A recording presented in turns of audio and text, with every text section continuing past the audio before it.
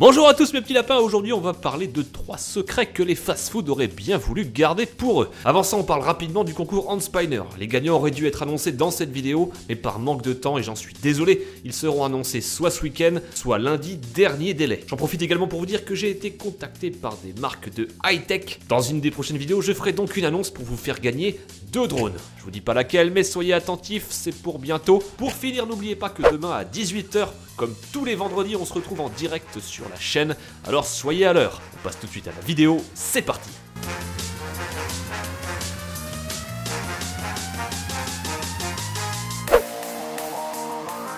Alors une grande question qui revient souvent, c'est quel est le meilleur moment pour aller y manger? Au cas où vous l'auriez pas remarqué, le but des fast-food, c'est d'aller vite. Très vite. Et malheureusement, ça veut souvent dire au détriment de la qualité. Du coup, la grande question qu'on se pose tous, c'est quel est le meilleur moment pour aller y faire un tour? Pour ça, il faut déjà comprendre le fonctionnement d'un fast-food. Si on parle d'un McDonald's par exemple, 2 à 3 fois par jour, les employés vont devoir faire face à des périodes de rush. Ces périodes se situent généralement entre 12 et 14 h, ou bien entre 19 et 22 h 30. Ça reste approximatif, hein, ça peut changer suivant les événements qui se passent autour du McDonald's, comme des matchs de foot, ou bien suivant le jour de la semaine. Du coup, l'idéal pour avoir une nourriture de qualité, c'est d'aller y faire un tour autour de ces heures-là.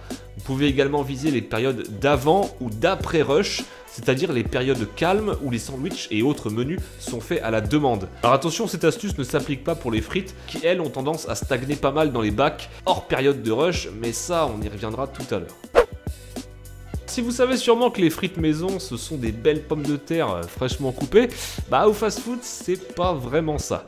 Les frites sont surgelées et conservées dans un congélateur géant. Avant les périodes de rush, plusieurs dizaines de paquets surgelés seront amenés vers un frigo plus petit qui sera accessible pendant les périodes de rush. Ce frigo est situé à proximité du plan de travail où elles seront cuites par la suite. Les frites sont ensuite placées dans un panier géant qui sera plongé pendant plusieurs minutes dans de l'huile bouillante. Elles sont ensuite égouttées, puis placées dans un bac en aluminium chauffant. C'est là qu'elles seront ensuite préparées dans des petits cartons qui atterriront ensuite dans vos menus. Alors dit comme ça paraît plutôt correct, hein, d'autant qu'il y a des règles d'hygiène à respecter.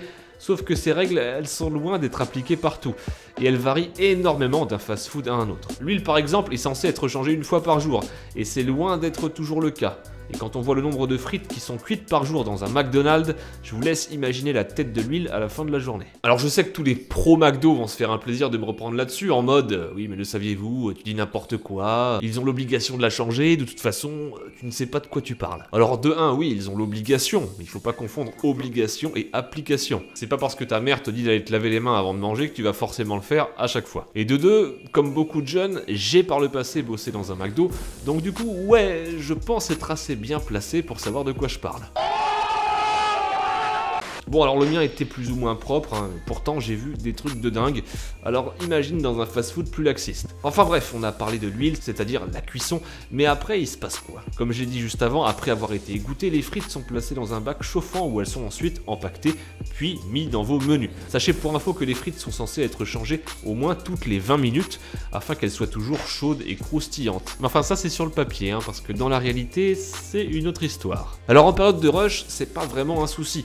Le bac à frites a même du mal à rester rempli, mais par contre à la fin, les frites, croyez-moi, il en reste un paquet. Alors si vous venez à 14 h 30 chercher votre menu, vous pouvez être sûr que 90% du temps, on vous servira des frites préparées il y a plus de 30 voire 45 minutes. Pour savoir si vous êtes tombé sur les bonnes ou les mauvaises frites, c'est pas compliqué, je pense que vous avez déjà tous vécu ça au moins une fois, il suffit de regarder la tête qu'elles ont. Si vous tombez sur ce genre de frites, vous pouvez être sûr qu'elles ont été cuites il y a au moins 30 minutes, voire plus. Mais alors pourquoi est-ce qu'ils ne respectent pas cette règle de 20 minutes? Le raisonnement basique, ce serait de se dire que leur but, c'est quand même de plaire au client pour que le client puisse revenir chez eux.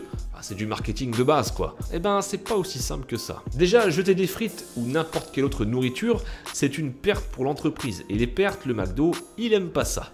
D'ailleurs, à la fin de chaque journée, tout ce qui a été jeté est comptabilisé et il y a un seuil à ne pas dépasser. Sinon, le directeur se fera méchamment taper sur les doigts.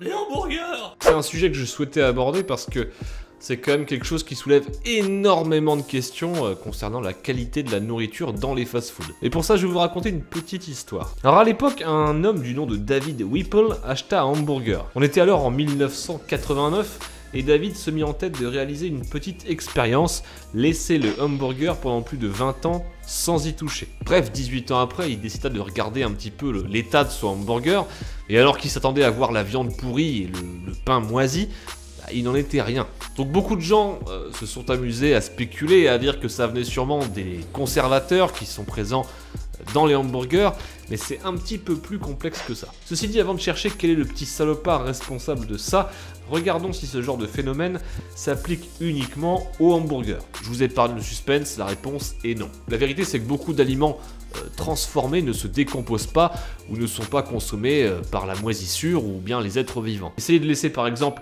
un pot de margarine dans votre placard ou dans votre jardin, croyez-moi, vous n'avez pas fini d'attendre. On peut également citer certains produits comme les chips ou encore les pizzas surgelées qui sont particulièrement résistantes à la décomposition. Mais la vraie question demeure toujours: pourquoi cette coquille de viande ne se décompose pas dans les hamburgers? Là encore, je vous épargne le suspense. Pour les viandes, c'est simple, cela réside dans leur haute teneur en sodium. Et qu'est-ce que c'est que le sodium? Eh bien, c'est tout simplement du sel. Enfin, pour être exact, c'est 60% de chlorure et 40% de sodium.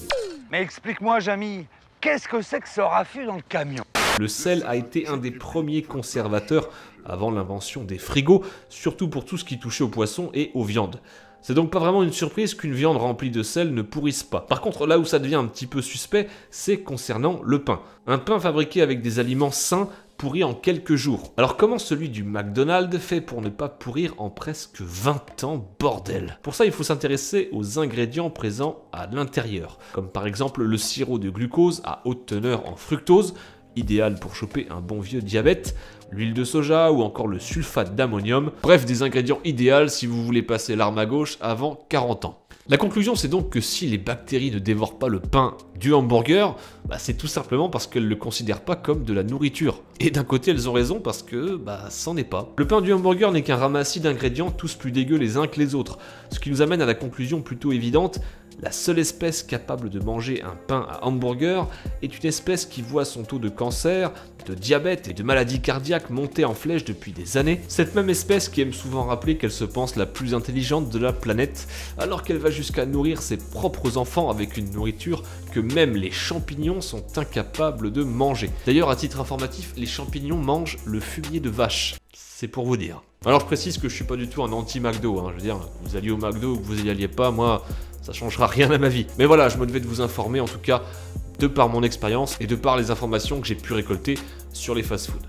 Voilà les petits lapins, c'est la fin de cette vidéo, j'espère qu'elle vous aura plu. Bon, désolé, le ton était un petit peu plus sérieux que d'habitude, mais qui dit sujet sérieux dit ton un petit peu plus sérieux lui aussi. Et puis pour ma part, je trouve quand même incroyable que dans un pays où on a la chance de manger à notre faim, on arrive encore à mourir parce qu'on mange de la merde. Alors vous en faites pas, j'ai pas oublié le concours Hand Spiner, d'ailleurs il devait sortir sur cette vidéo à la base, mais comme vous l'avez vu cette semaine et la semaine dernière, j'ai sorti beaucoup de vidéos qui sont assez longues. À la base, c'était pas prévu, d'habitude je fais des vidéos de 5-6 minutes. Et voilà, avec la facecam qui est de retour, la durée des vidéos s'en voit rallongée. Vous en faites pas, je m'occupe de ça ce week-end ou dans le pire des cas, lundi. D'ailleurs, en parlant des concours, j'ai été contacté par plusieurs marques. Je vous en avais parlé dans les vidéos précédentes. Du coup, j'en profite pour faire une petite annonce. J'ai été approché par une marque de high-tech et j'ai choisi de vous faire gagner 2 drones. Je vous dis pas quand et dans quelle vidéo parce que j'en sais rien, donc à vous d'être attentifs. Mais d'ici peu, je ferai une annonce et il y aura un concours pour en gagner 2 exemplaires. Pour ce qui est des projets un tout petit peu plus lointains, étant donné que vous avez été super nombreux à participer au concours Hand Spiner, j'espère vous voir encore super actif pour celui-ci. Pour ce qui est des prochains concours, ma chaîne n'étant pas une chaîne de gaming, c'est assez difficile de négocier du high-tech, mais c'est en train de se faire. J'avais pour plan de faire gagner d'ailleurs un PC complet. Ça va être un petit peu plus compliqué, mais je suis en train de le négocier. On croise les doigts. Merci à tous de suivre les vidéos, de les partager, de parler de la chaîne autour de vous. Je vous dis à très bientôt pour une prochaine vidéo. Prenez soin de vous.